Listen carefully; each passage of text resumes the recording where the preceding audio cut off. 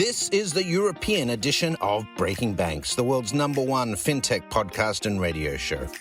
We bring you the European unicorns, startups, founders, regulators, and leaders innovating the rapidly evolving fintech scene today.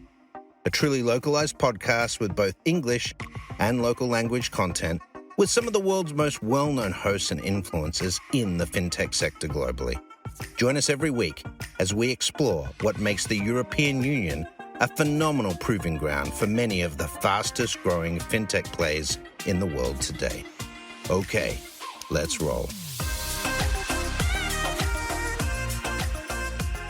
Hi, everybody. This is episode number 144, unbelievable, Breaking Banks Europe. And today we're going to decode the buzzword of Metaverse, actually, because, there's so much discussions going on. What is it, what it isn't, what it might be, and so on. And I have two wonderful experts today with me, Martha Boeckenfeld on the one side.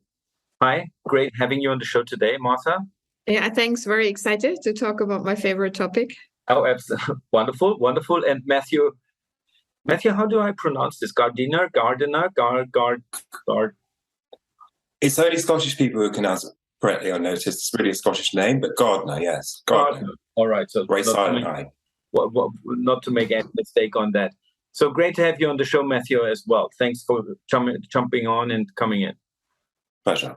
Martha, you just mentioned already it's your favorite topic. Introduce yourself, please, and why is the Metaverse your favorite topic? Yeah, I maybe have a bit unusual background because I'm 20 years in financial services all over the world, in particular in insurance and in banking in different roles, always executive roles. And I've been very fortunate because I've been always part of transformation and digital innovation. So the last 2 years at UBS, I've been very engaged in creating platform and ecosystems. And then also during that time, obviously, I discovered that there is more than the Amazon today, which we already see from a banking point of view or Apple point of view, which is very interesting and not only interesting, disrupting our industry, that it started to become another opportunity, I would say, or another possibility we can use is the Metaverse, the virtual worlds. And beginning of this year, I then formally assumed the role of the dean and partner in the Metaverse Academy. We have already now the 4th cohort, as we call it. So we do a lot of education and training. And the beautiful part of this is my partner have been working in Web 2, Web 3, Web 2 for the last 10 years and Web 3 for the last 2 years. So we are not only educating and training, but we are also building. And I think that's a nice part of it because we build for banks, we build for other financial institutions, but we also build for any other company, luxury goods or what have you. And there are always different solutions, which we can share also with our audience, which we can share with the students. And that's a nice interaction you usually don't have. The second part, which I find extremely exciting, is that we teach in the Metaverse. So we are not only talking about it, but we take people along the journey. And when I say in the Metaverse, we all know that the Metaverse is not yet here. We all agree on that. But the Metaverse, you can say the different virtual worlds. And that is where also I find it very important that people not only just talk, but come to different virtual worlds and explore and see also what they can do for themselves there and obviously for their brands or in particular financial services. So that's where I'm coming from. And you can see there is lots more to explore every day. I would say something new, and the Metaverse never sleeps. Oh, that is, I guess, so true. So Martha, again, thank you so much for your introduction and to all your backgrounds. Matthew, why on earth are you in this Metaverse, actually? And well, again, yeah. Why I'm in the Metaverse, why am I here? It is one of my favorite places too. And like Martha, I spend a lot of time with financial services institutions, institutional investors, really around the world. I'm a consultant on Web3, Metaverse, now fintech previously, and I really work around the intersection of AI, Web3, crypto, hence been in the Metaverse. Work with central banks around the world, lots of institutions in the US, Middle East, Asia Pac, previously China too.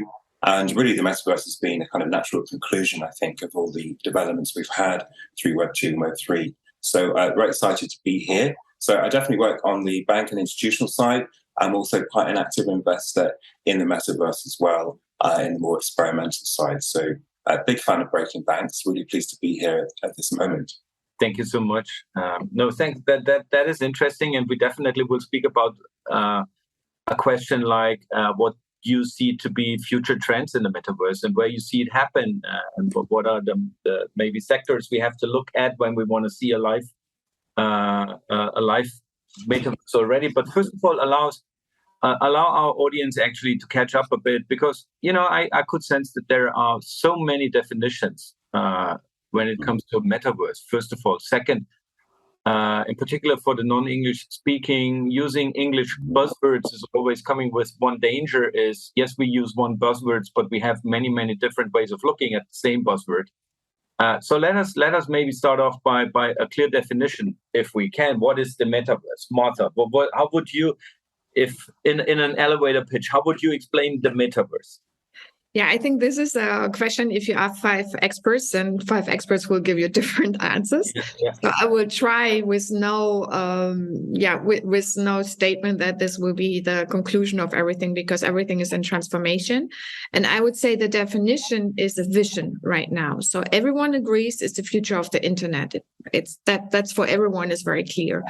And then there are certain criteria which need to be met, which is in the vision, it's interoperable and interconnected. So right now we know you have different virtual worlds and they are not interconnected. For example, you cannot really go with one avatar and visit another land, and they are centralized and decentralized and all of that. And the most exciting part to me is actually the part where you have this immersive way between the real world and also the virtual world. A lot of people just stay with the definition in the virtual, but I think it's very important to know that there are a lot of crossovers and benefits to combine the two. And what you can do in the metaverse, you can socialize, you can engage, you can work, you can play together, and it will change our entire life. It's a real game changer. And once you have realized that, then the consequence, obviously, banks should follow where the consumer is, not only where the money is. Because you say follow the money, but I would say follow the consumer. If the consumer is changing his or her habits, like we have seen with Apple, Amazon, Google, they already have changed our experiences. We like to have everything on a push. We like to have touch screens. We like to have easy search. We like to have easy content. We like to have Netflix personalization. So this is the ask also for banks. How can we get those experiences? And it's not just, okay, I have a branch in the real world, which I'm closing down, so I do it in the virtual world. The virtual world offers so many different possibilities that it's not just mirroring what we have, but we should think beyond. So Martha, you're really provoking me. You would be the first one demanding really that banks should follow the consumer. They never did. They only followed them. But I think Matthias, sorry. No. But that's a different discussion. I know exactly what you mean, and I fully agree, by the way. But I needed to pick that up, actually.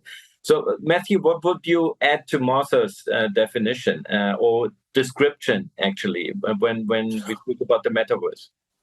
Well, yeah, not much really. I can add some kind of examples, put some more color on it, like maybe buying a car in Wilder World will enable you to move around Wilder World, which is a metaverse. You can rent it if you want, you can sell it, and you need a car to get around. So there's some kind of practical utility there.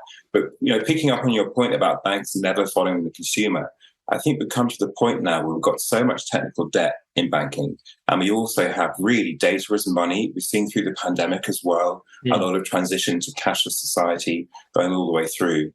So now we just see money, certainly in the kind of crypto world and Web3 world, we see money as data. And certainly when you look at rails like Apple Pay as well, that's how it's seen. So I think now the bank has no choice but to follow the consumer, because the consumer really is going along different rails. And we're talking about, social gaming, social selling. I'll get onto social gaming in a minute. But if you look at, in the last crypto boom, really, and it's still going on now in the building phase, the relationship between Circle, Shopify, at Coinbase. We look at social selling there. Where's the bank? This isn't open banking where you're just disintermediated as a PISP. Where are you in terms of that transaction? MasterCard, Visa have been very busy there. So I think now banks have no choice. They really are quite active. You look at Bank of America, for example, all the way over to GBS in Singapore, Citi. The list is very long. So that's why I think there's that big change. And it makes it easier really for the bank to do it because there's more of a business case. You're not suddenly looking at bringing a fintech in, educating them, and then they're meeting for lunch. There really is a viable market here. You might agree with that, Martha, or maybe that. Yeah, I think you make a very important point. Apart from all the experiences we have and so-called embedded finance, which already is happening, as you point out, with MasterCard, you can buy NFTs with a credit card. No bank is offering that. So there are a lot of services also for the virtual lands, let's say. There are mortgages, which are not provided by banks. So you have lending, you have asset management, you have everything there already, but no bank is currently providing those services. They are either kind of fintech, again, disrupting, or even Apple has a partnership with MetaMask, who's providing basically the entrance to buying cryptocurrency. Apple Pay has already killed in certain ways the banks because no bank is really competing with Apple Pay. So Apple is very innovative. As you say, they have also bought Credit Kudo. They're going fully fledged into finance very slowly.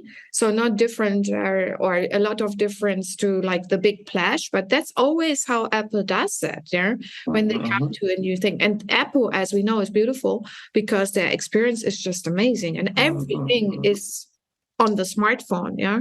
So there are lots of things also banks have to consider is like, do I do a smartphone entry point to what am I providing? As you say, do I provide payment rates? Do I provide experiences? So there is a whole universe for them to consider, which is really, I would say, a world of possibilities here. But if they don't take this possibility and if they don't think about changing experiences, changing their business model. And we see that day and day, and we build for clients. Also, we consult banks. These are everything you need to know. And you said Bank of America, also beautiful example, 50,000 employees already are now trained on the goggles. Yeah. So every company is doing different things, and you need to have a very good overview of what's available, and there's huge things available. And then you need to fine-tune it, what's important for you, what's important for your also consumers, and what do you want to start with?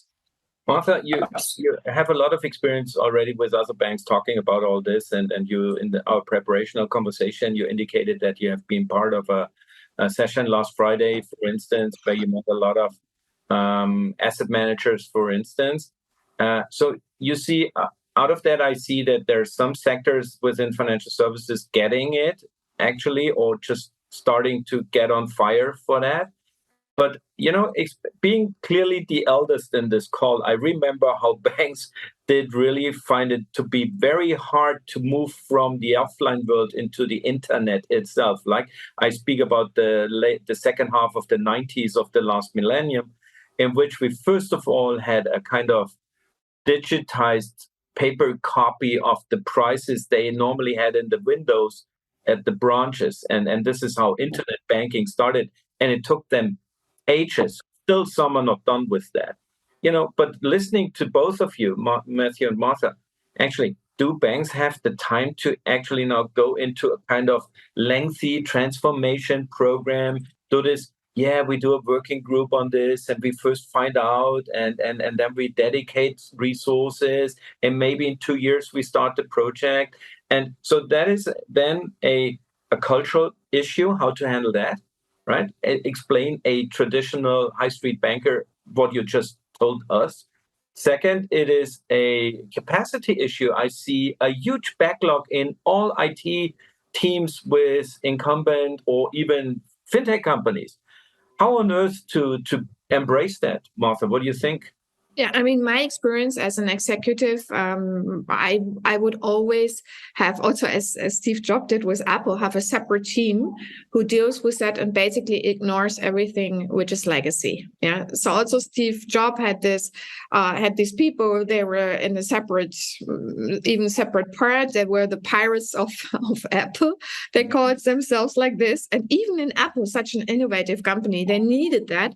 They needed this bulk of people who were working really out of the box. And also when I had the chance to innovate at UBS, it was more coming from what is the consumer now looking at? What is the experience of the consumer? What do we need to provide? So let's ignore our legacy for a moment. And the beauty is there are lots of fintechs that you mentioned are out there. So you can create a lot of partnerships. And that's also the way how a lot of banks go now about it. And even Julius Baer, for example, I interviewed some of the executives a couple of months ago. I noted that in Roblox, one of the big games, they are recruiting people from the gaming industry because those people have a different mindset, they have a different capability, they have a different skill set, and you need to start to bring this in. Gaming, and Matthew, also, I think you mentioned that, is the kind of gateway to the metaverse, because we can all say, oh, gaming, I don't care. There are 3.5 billion gamers worldwide. And gaming is no longer about gaming. And even JP Morgan in January in their report, they said we want to get onto gaming in the sense of the gaming infrastructure, the pay rails. That was in the Onyx report they had here. So everyone laughed a little bit about their representation in Decentraland. It's just a lion and Jamie Dimon, so it's meaningless. But their report really shows where they're going, because Onyx has 200 people just in blockchain. And if you follow their journey, I mean, how many companies they acquired, this is mind-blowing. And then also Matthew mentioned Coinbase.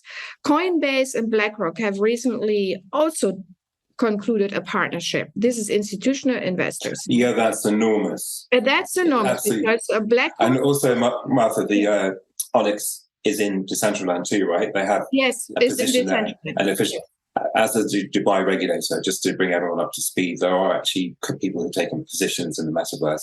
We get onto Square and Cash App as well in a minute, and sports celebrities, and that big onboarding towards crypto which we're seeing now. Obviously, we saw a big crypto crash, but during this crypto winter, as we call it, which we're all familiar with, we're seeing a lot of infrastructure building there and onboarding. You know, Square and Cash App. Cash App was on track to be one of the largest retail banks in the US. Before the crypto crash. So again, I think we'll see a lot more onboarding towards the metaverse here. And in a way, it makes it much simpler for the banks, this equation.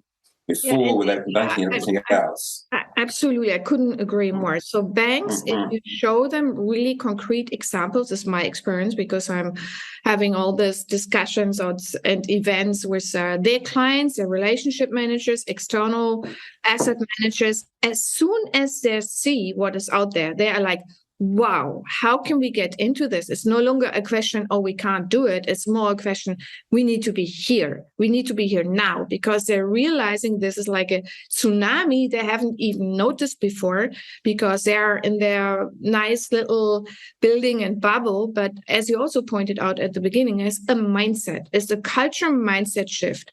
And you can only get this shift if seeing is believing, yes, is seeing, but also touching, feeling, experiencing it. And that's why we always in our when we have these discussions and workshops, we take people in the virtual world. So they always become avatar. And within 5 minutes, there are certain apps which provide this. We have a room for them where they can explore. We even do a 1-hour workshop on creating NFTs. And then they understand, okay, it's no longer rocket science. You know what an NFT is. You know what a marketplace is. You know what a virtual world is. And all of a sudden, also they understand an avatar. First, they all say, avatar, I don't care, some like Playmobil looking thing, but there is Ready Player One where it's similar. I mean, you have similar features, and then they start, but I want my avatar, also the male one, to look different. I want different, wearables and stuff. That's so funny, because then you think, okay, it's a banking executive, but they're behaving all the same. So these are our consumers. These are where the consumer is going. Yeah. Absolutely. And they need, all the responsibilities we have in C-suite in banking now, they need to be on top of this and understand it. I was just talking to some high net worth, ultra high net worth managers, and one of the panelists said, do you really want to invest in the metaverse? We're talking about really buying art. Do you want to invest with, cactus bows or blind bullish or whichever, glasses table in the metaverse? That's scary for high net worth investors or asset managers. But as you say, if you experience it, you know how to handle it. It really is Terra Nova. I think that's the main point, really. It's money is data and Terra Nova. There's no more open banking. We kind of own this. We can throttle APIs. We can keep the pace moving at the way we want to. We've seen a lot of problems with open banking around that. This is all new. It's a level playing field. And really, one needs to be highly skilled if one's going to lead the conversation here. And when we look at things like Square and Cash App, there's little time for banks, certainly on the retail side, to get involved. On the institutional side, NFTs, ownership of things like music catalogs, that's a different matter. Again, it's a parallel development. But when there's so much happening at once, there's also all the geopolitical risk and everything else we have to contend with. One has to be kept up to speed and lead the conversation, which is why when you try it, I think you really see. So what you're doing, Martha, is really quite phenomenal. This is things you can't really discuss. You have to get involved with. That's how I began to understand it. And I've had a very good approach to it. Matthew, last question before we go into the break then. So Martha mentioned that we need to demonstrate and illustrate role models maybe out of other industries and help us to look to get out of our banking financial services comfort zone and box. And what would be maybe the one or the two single best use cases? Now, being a listener to the show, what website would you tell me to visit if I really want to kind of experience a metaverse experience the first hand and best way? Is there any piece of advice you could share with us? Yeah, I don't want to do too much self-marketing, but we are the only academy. We are really the only academy worldwide right now who offers this kind of programs. And we do this now for 6 months. We have the 4th class, and we do a lot of tailor-made stuff. Yeah. So Martha, what's the website for that? So, and then give Matthew a chance, please. Yeah, I have to say it because I'm very convinced of what we do. So we can put it later also in when you distribute. Okay. I think before I do, it's Metaverse Academy in Switzerland, but we are international. Yeah. Perfect. No, thank you. And see, this is actually I absolutely love. Not to get me wrong, I love your enthusiasm on this. Absolutely, honestly. And Matthew, and then we do the break. What is the one or the two experiences you would highlight, or maybe company names saying, okay, this is really a great role model. Guys, have a look to this. I'd have a look at what Animoca Games is doing. Animoca Games, one of the biggest investors here, is gaming based, but it gives you an idea of what's going on. And maybe also look at the Futureverse white paper. This is about an open source metaverse, futureverse.com, easy to remember. It'll give you an idea of what's going on and how nascent the conversation is really. So yeah, stick to those two. Okay. Thank you, Matthew and Renata, and maybe the team of Breaking Banks. Maybe we can share the links then in the show. I think that would be in particular helpful. And with that piece of information, we go into our break. Well deserved for everyone. Take a breath. Do whatever you need to do and come back. Definitely stay tuned. Thank you so much. The FTS Group builds innovation ecosystems. We engage incumbents, investors, entrepreneurs, technology partners, and regulators to build trusted and connected fintech tribes around the world.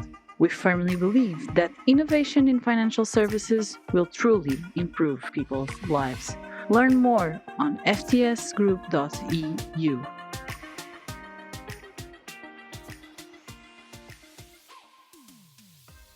Welcome back to the second part of our number 144 Breaking Banks Europe session, Decoding the Buzzword. Today we speak about the Metaverse, and we just had a very lively first half of it, discussing how actually financial services executives do learn at the Metaverse Academy, Martha, at the Academy, how to get a first contact there.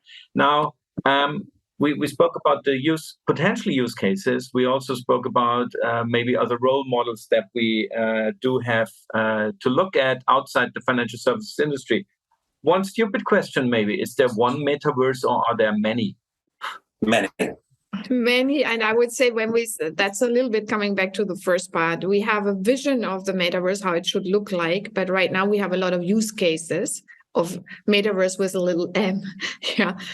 So some are arguing, don't say gaming is a metaverse for certain reasons because it doesn't fulfill the vision.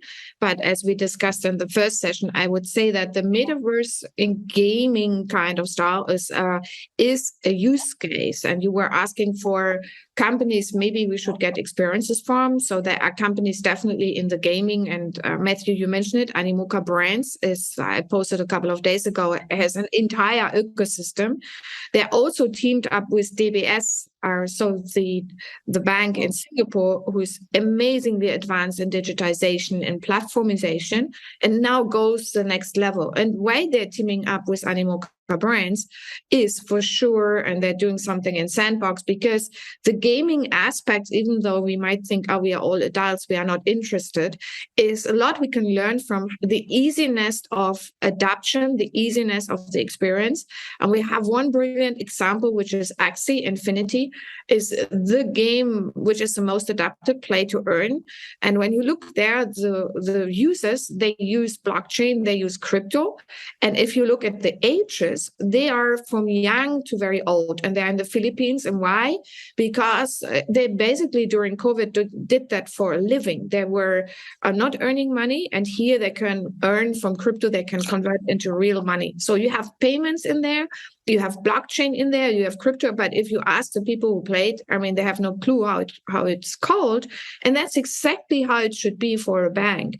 So don't make it so difficult that your clients have to think about the technology. It's a bit like Apple, Steve Jobs always says, you do the experiences and you worry about the technology. Technology comes back later. And last week, I also had the opportunity to meet his partner, Steve Wozniak. Obviously, he's all about the technology. He's a nerd in technology, but he admitted, or he also was a bit like Steve Jobs had no idea about technology, but he said he challenged us because he had no idea about technology. He always was coming from, how can I use it and make it easy for me? That's how the smartphone came. And the question will be, what's the next smartphone? Because we will not all run around with the big goggles. And there's already contact lenses out there. Apple is working on glasses. Then the next big thing is maybe the Neuralink from Elon Musk. Very scary. Yeah, exactly. And also Apple has had a patent for a ring for 10 years, perhaps. You can get in the Mercedes and use gestures now to alter the sound and the heating and everything. So moving forward there. And interesting what you said, really about Axie Infinity. That was the biggest user of gas, Ethereum gas, for quite some time. I was lucky enough to meet Gabby Dizon, who's one of the founders there.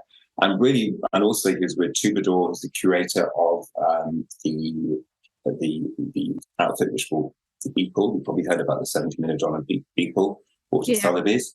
Troubadour is a curator there. And what's really interesting about both of their stories is that they really are about creating wealth for people who really weren't wealthy at all. There's another example in the Metaverse of Angel Baby. Angel Baby is a big sensation, a singer, has a big career, but they come from a jurisdiction where they wouldn't typically be allowed to perform. They're an anonymous performer, so we presume the story is true, and that's where they come from. So you really have this very intriguing story of Meta Koban, who founded the fund which bought the Beeple for $70 million. He was a coder from South India. He had a series of businesses. He invested in crypto and he became very wealthy, and now he's in the metaverse. And Gabby Dizon as well has been able to lift a lot of people out of poverty in the Philippines. They really have removed themselves from poverty through playing this game, Axie Infinity. And that's play to earn, which is fascinating. Just to kind of wrap up that point. So that's how it began, this movement. It's very interesting to see it came from nothing. And now we have FTX, last year, set up FTX Gaming. They spent $1 billion on licenses. Half of that is $500 million for Liquid in Japan, which has a very good license with the Japanese FSA. But they're very concerned, or they see a very big massive growth, as I do, in gaming and social gaming. and really moving beyond play to earn, which is what Axie Infinity is. That's been invested in by Andreessen Horowitz, and almost it's like yesterday's story in a way. Now we're moving towards social gaming, right? And the theory really is here, which has been kind of proven, and it's what FTX is putting $1 billion on, is that you prefer to game with your friends than you would to watch a soap opera or a movie. Yeah, it's much better. Yeah. I mean, this is social engagement, yeah, and we totally underestimate that. But as you correctly say, has been accelerated also by COVID. How can we socially engage when we are sort of not together? And even now, we cannot see maybe always our family in a different country. And it's beautiful if you can have the social engagement. And we just have now, it will be launching in October, helped a company who's doing finance for women. It's very beautiful. And the company is now going into the metaverse, and we're helping first doing something with the content. So they're not doing transactions. They're really about the content, the learning, making sure that the education for women in finance is growing. But you can now use also certain gaming aspects in the virtual world, even with adult women. Is not only for children anymore. Gaming is not the children play.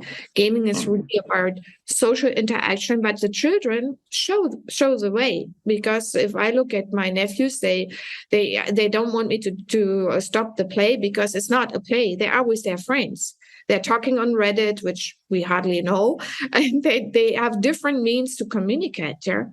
And it doesn't mean they don't go outside to play football, but it does mean that there are different ways to communicate, which might be sometimes even as effective. Nothing will ever replace the present, but I think all the virtual places and spaces we see can enhance a lot. I mean, we haven't spoken about healthcare because it's breaking banks, but healthcare is one, I would say, of the biggest benefits are in terms of the metaverse. There are already consultations, digital twins, everything is already there.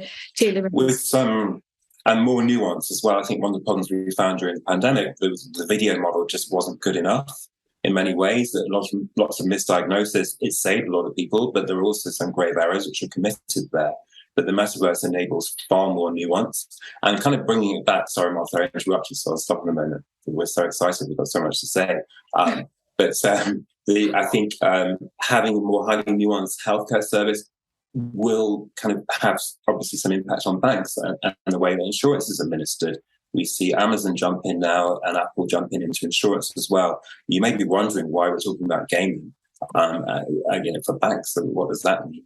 But certainly in terms of where attention is and then where transactions are really transacted, where that fulcrum is, that's, I think, why banks are interested in being in the metaverse, because it goes beyond gaming. It goes through to healthcare, as we say, and insurance and many other areas of our lives. Yeah, as the social life changes and as the life changes how you interact, you definitely in healthcare, you need insurance, you need banking in every aspect of your life, as you say. And I find JP Morgan, you also ask about Matthias, who is very advanced. They are very advanced because they're so advanced in blockchain, and they're now also going into gaming. Then you have DBS with Animoca, HSBC also is in Sandbox, also with a more kind of gaming approach. But these are, I would say, kind of test beds. And then South Korea is very advanced. So there is Kookmin Bank and other banks, and the government is completely into the metaverse. So that whole city is now a metaverse city, and you have a lot of the banks with test beds, with even AI bankers in the branch and metaverse applications already trying transaction investment advice. Yeah, very, very far advanced. Yeah. So that means, actually, just to summarize that, maybe out of a listener's view, is so the game industry is something we have to have a look at, right? I think we all agree, and there's a great piece of FT actually saying, there's a great video created by the FT team saying that the video game is the bridge into the metaverse, right? Yeah, it's a gateway, say, which I find is absolutely 100% the way how to look at it. Yeah, and you indicated, Martha, that for instance, we in the financial services always regard video games to be childish, irrelevant, and it's a game. It's not real world. It's a game. But I think this is, as you say, the perception is couldn't be more wrong, right? And if you mentioned some figures, and Matthew, if we, I think, add the numbers, 3.2, 3.5 billion people cannot be only kids. Okay, so this is why I would say statistically proven fact that it's a game is not child and childish only. I think me personally now, I would say without any doubt, not being a child anymore, but I love to play, right? So, and I think there are many, many others who are in absolutely the same. So I think, and I fully underline, and this is why I reiterate on this, yes, the video game is something we have to look at. And it's a great experience where we already can see DeFi, where we already can see blockchain-based currencies being integrated into the game experience and created actually a sub or maybe a new category, because in our industry, everything needs to be boxed, and it's called GameFi, isn't it? So it's the merger of video game and the financial world using blockchain technology and so on and so forth. And Matthew also then reiterating, then looking at other sectors in industry like health and so on. I would say, yes, absolutely, where we all have the combination of virtual meetings and social engagement based on real data, for instance, I would say is something which could be already leading into whatever kind of a metaverse, and also then reiterating and saying, okay, actually, at the end of the day, the metaverse is what we make out of it, right? There's this. Absolutely. Sorry, I'm kidding. No. That's why also a lot of people in my space, and I totally agree with that, we say, let's not discuss anymore what the metaverse is supposed to be. Let's just build and create what we believe it should be. Is much, much better than having something in our mind. Remember also internet. We didn't know internet, all the possibilities. There was no Google, there was no Facebook, for good and for bad. There was no Apple, there was no smartphone. Did we ever think about it? You cannot think about this innovation. You have to actually live it, and you have to create it together. And you have what, for me, is more important. What are the ethical principles? And also Matthew mentioned the diversity, inclusion. How can we make sure all of this are the basic parameters we live in? And also my view is, we haven't talked about Meta. Do you see how Matthew and myself, in a certain sense, find it irrelevant, but it's very relevant also to a certain extent. Meta are a huge investor in the space. Meta are a huge investor in the space. Yes, exactly. It's not irrelevant, but it's the kind of, that's why we should.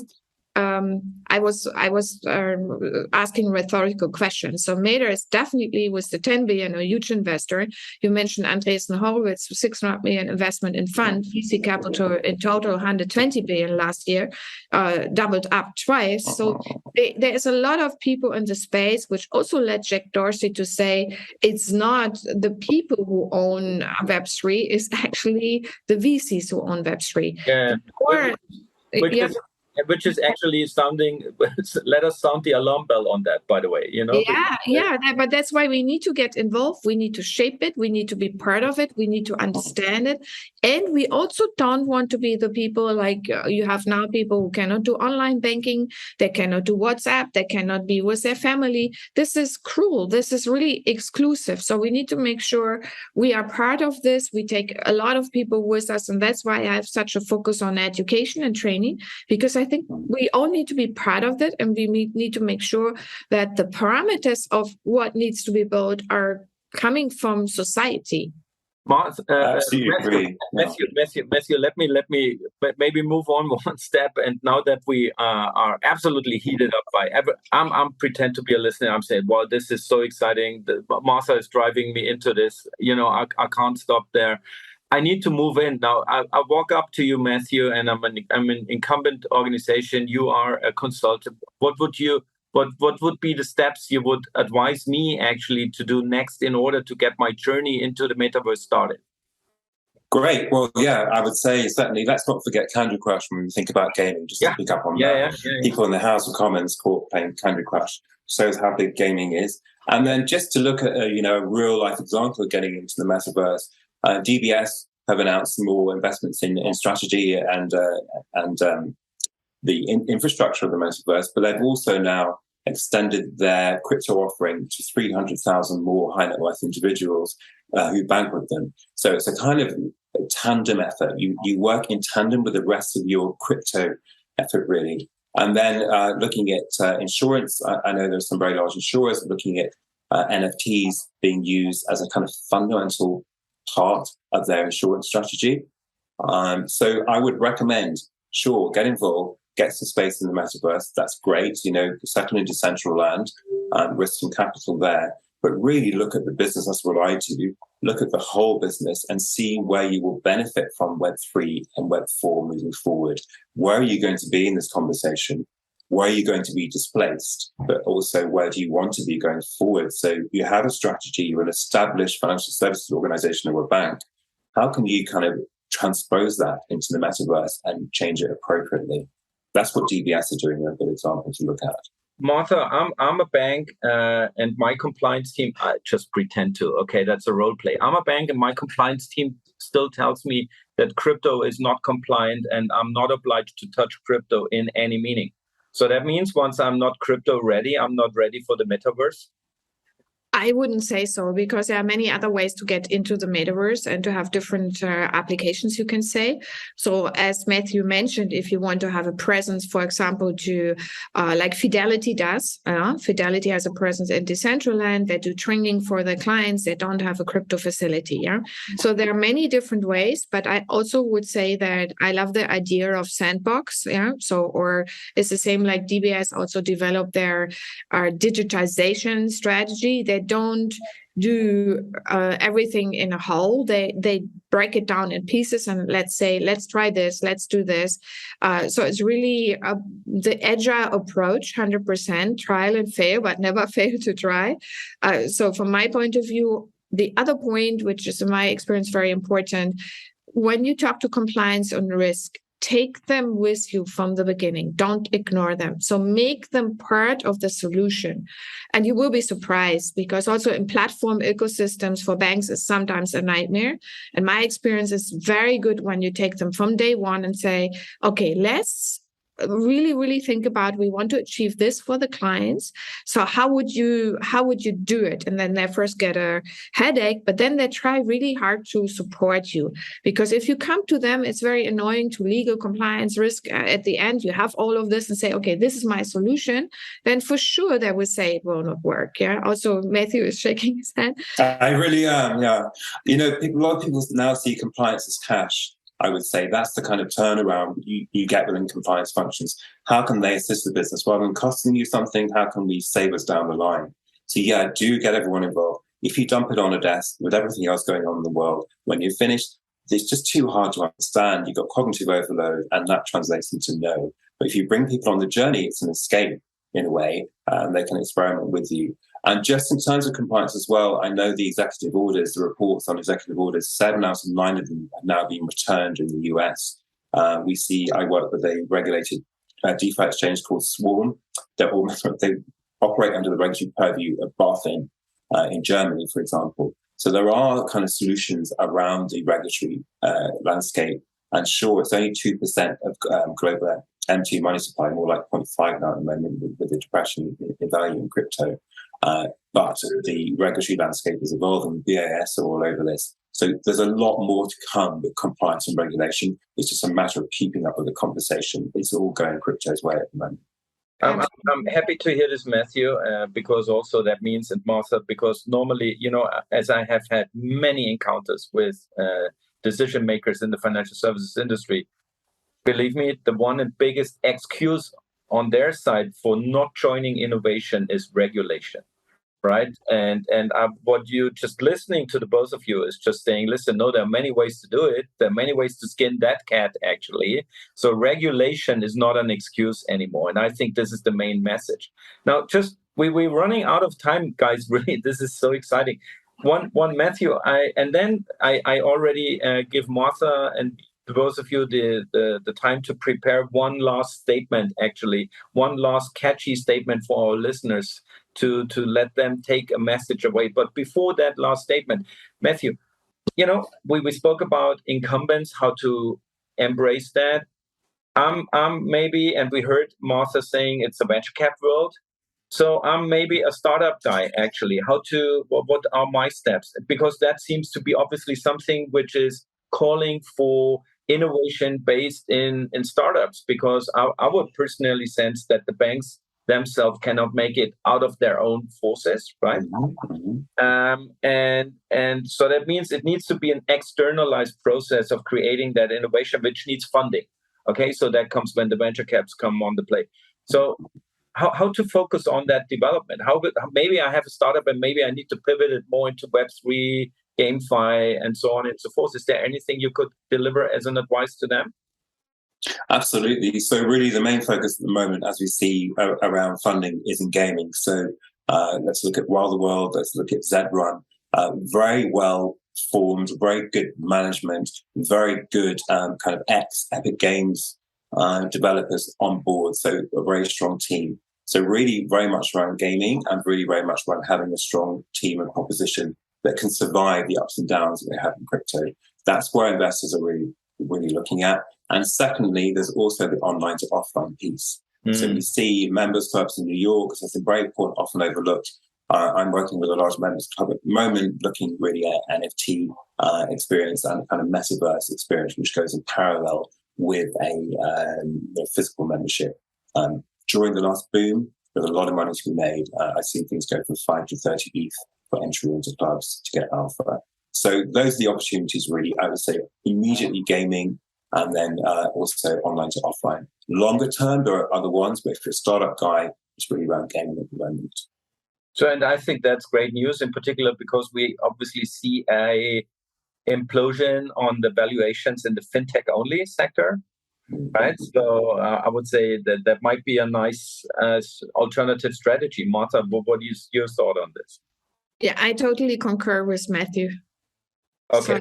I think, sorry, I'm so short on this, but we have talked about gaming before, and if it's my choice, I have also a friend who's now doing something female gaming. One of the advisors on her board is Animoca brand, so it's all the circle is closing. But as we said, the gaming is only the gateway. So you asked also for the last sentence, if I may say so, my last piece of advice.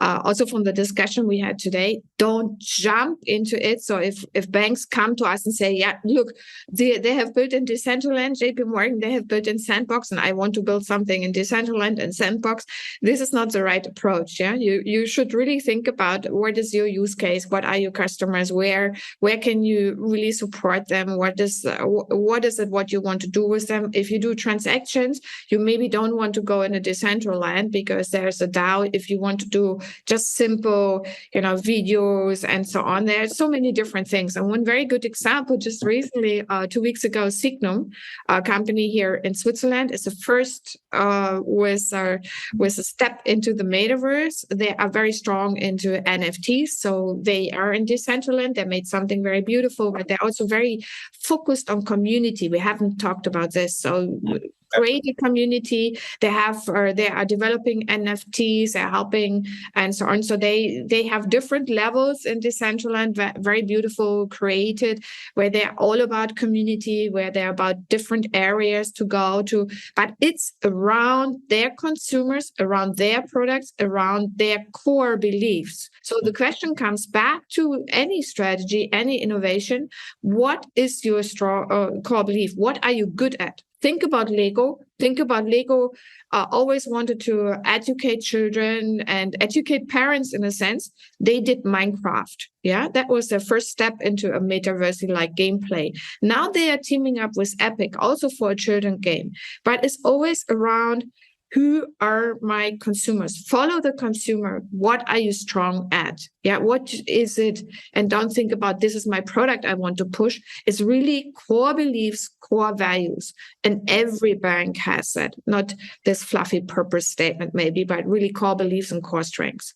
Just to say, to qualify, I was just saying about gaming, that could also involve art and fashion. Art and fashion really are very big in the Metaverse. I've moderated several conversations around that. If you look at maybe Art Pool or Unit London, we saw $40 billion transacted in NFT art last year. You can buy a $20,000 pair of Gucci trainers if you want in the Metaverse. There's also that side of it as well. And there's also sports clubs as well looking to come in, traditional sports clubs. It's not all about just gaming. It's about that whole ecosystem around it. That's the central nexus at the moment, but there is also a lot happening in art and fashion around it and lifestyle. They are incredible. You make such good points. They're incredible advanced in art and fashion. And that's why we also work, even for finance app, with galleries, also to blend. The beauty is there is no more anymore. This is only finance. You can cross over, you can use everything we have in society, all the touch points, which you have what we call in super apps, you basically can do also in the virtual world, much easier. Yeah, and infrastructure with Coinbase, etc. We've seen that starting already. Shopify are very, very involved there. And that's where you can come in. You don't have to start a game, but where's your infrastructure play for a bank if you're a startup? If you're a bank, who are you looking to be in Web3 and Web4? Who are you working with to actually get those pipes running? Have you just got an idea or something that's actually live and running? Yeah, and that's maybe also the more interesting part than just having a presence. Where is the consumer? Like, is the consumer in shopping? So like MasterCard, you can shop with your credit card. Then payment rails for shopping. So you easily are embedding everything like we have seen already in Amazon. No one thinks about anymore how to pay. And you should have the same if you choose something in the Metaverse to pay. Yes, you can buy an NFT, you can buy a clothes or whatever. It's all embedded. It's embedded finance basically in the Metaverse. And nobody thought about it until Visa says, we're going to charge you, and then everyone thought about it. So maybe do you think about your arrangements going forward as well? That was a short-sighted from many banks with Visa and Amazon. I'm so sorry. No, Martha, no, now we have to end.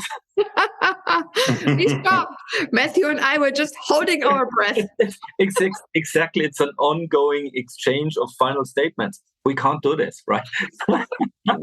No, if there is, so first of all, thank you so much for that very exciting 60-minute conversation we now had it. I think if there is somebody now out there not being kind of energized to deal with the Metaverse, you simply didn't get it then, right? If you just get like 10% of Martha's enthusiasm on it, you will be a Metaverse entrepreneur in future. So Matthew, Martha, thank you so much for all this. I actually will suggest to the Breaking Banks team, we have to do a follow-up on that, obviously, because I had to break you up now very rudely on this conversation. I did again, personally, I did take the learning again, like follow the consumer. I think this is something I love a lot and advertising that for decades already myself. But also, I think one piece of advice out of our discussion, and then with that we close it. My final statement is identify the video players in your compliance team and you will have a happy life. Because statistically, there at least must be 25 to 40% video game players and users in your compliance team as well. And then also think about how to use video games also for your HR topics and stuff like that. So there's much, much more we could speak about.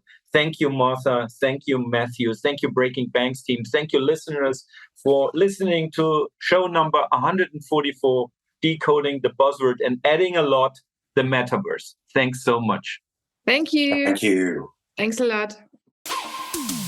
Thanks for listening to Breaking Banks Europe, a Provoke Media podcast in cooperation with FinTech Stage. Don't forget to tweet us out, shout out, or post to the team at Breaking Banks EU on Twitter.